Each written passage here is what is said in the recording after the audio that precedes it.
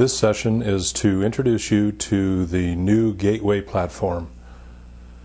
What we're looking at here is the traditional, the older style, we call it classic gateway, and all the components that are used to hook it to the vehicle. What we have is a roughly 4 by 5.5 control box, and then we have a harness that connects the box to the lift.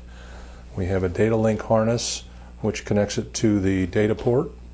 We have 2 LED panels. One was an APHIS fast idle panel, and then we have an ILIS, which is the 5 LED light LED panel that depicts all the status of the system, and of course 2 harnesses that connect them to the gateway box.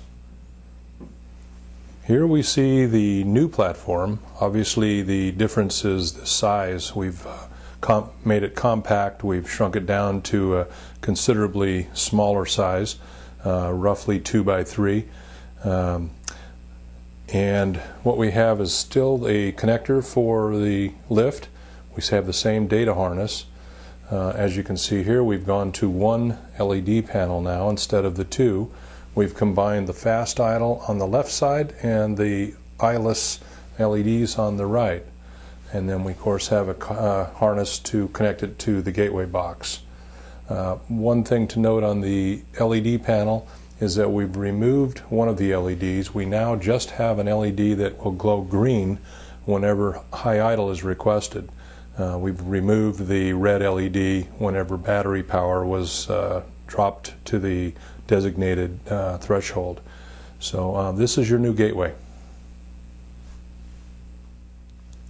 Probably the most significant thing that you'll see on the gateway versus the old gateway is that all the connectors are different now. In classic gateway, I'll bring a picture in here. Classic gateway, you'll notice that we had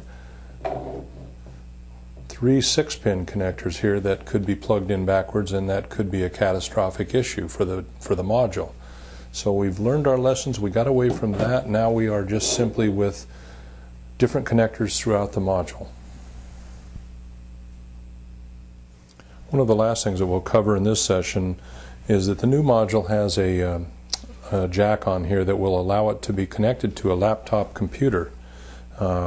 This is used for programming in the field.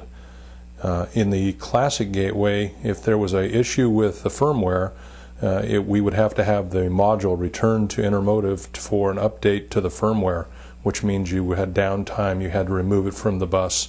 Now we can just take a laptop, we can update the firmware right through this port and minimize all the shipping time. Next session we'll talk about very specific things on this new gateway. Thank you.